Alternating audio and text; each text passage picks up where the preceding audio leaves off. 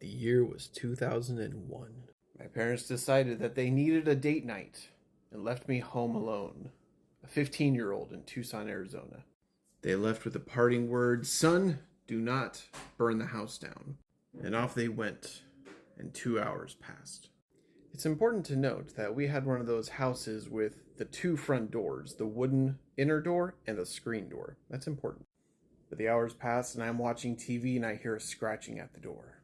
My 15-year-old brain was convinced someone was trying to break into the house. So with all the bravado that my 15-year-old brain could muster, I slammed my hand on the door and said, "Go away!" And the sound continued. Of course, from my voice, it probably sounded more like, "Go!" So the sound continued. The doorknob was still rattling, still scratchy sounds. Someone's still trying to break in. I run to the bathroom. So I called 911 and hi, buddy, I'm telling a story. So I call 911 and I tell them I'm 15 years old. I'm at home alone. My house is being broken into. Please send help. And I'm spending the entire time convinced that this is my very last phone call, and that my family will never hear from me again. And I'm scared. So after what was very likely 10 minutes of sobbing to this dispatcher and whatnot, I finally get told, all right, the police are outside your home. They're going to check everything. They're going to check your front door, the back door, make sure no one's around, take care of anyone that's there. Just stay in the locked room. Don't move anywhere. The police officers scope the place. They find no sign of forced entry. They don't find anyone of concern. And so the dispatcher says, "You're safe to leave your locked room. Go open the door for the two officers." And so I open the front door, the main inner door, and I see that the officers are there. And so I open the outside screen door, and I'm just flooded with relief. Like, oh, good, I'm safe. I'm taken care of. They're here. Everything's all right. One of the officers asks, "I'm sorry, do you have a dark furred cat by any chance?" "Yes, why?" The officer says, "There was a cat between your two doors. When you opened that inside door, it ran back inside. I don't think you noticed it, but yeah, I think you just had a cat stuck there between your two doors." The way I couldn't even process that, I'm like, I just called the police on a cat. And they're like, "Yeah, so he didn't meow or anything?" Like, "Nope, it was just scratching noises." So I go back inside. The two officers return to their squad car, crying with laughter. But then who should show up but my parents at the end of their date? Imagine this from their perspective. They've just had an enjoyable evening.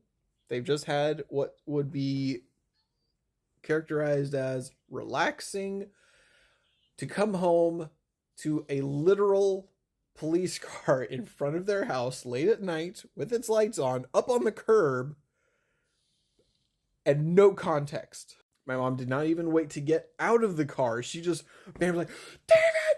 David!" My dad gets out of the car, immediately goes to the officers. "What's going on? Where's my son?" They're still giggling at this point, which is probably not a good look for how tense the situation was. But there I was, standing in the doorway. So my mom sees me, my dad sees me, but they still need questions answered. So the two officers compose themselves. They're like, "Your son's fine. We're all right. We were just responding to a cat burglar." To which my dad, with his wealth of dad jokes, just has something click in his brain. He goes, "Huh?" I then explain tensely the situation and what happened and what everything, and the tension seemed to de-escalate itself with my parents. And when I finally explained it all four of them just busted up giggling, and I was like, "Yeah, I'm going inside." But the story doesn't end there. The next day, I wanted to call one of my friends to tell him, what happened. Again, this is 2001. So it also should be noted, I didn't call my parents because we didn't have a cell phone, because we just didn't have one at the time. But we did have something called redial.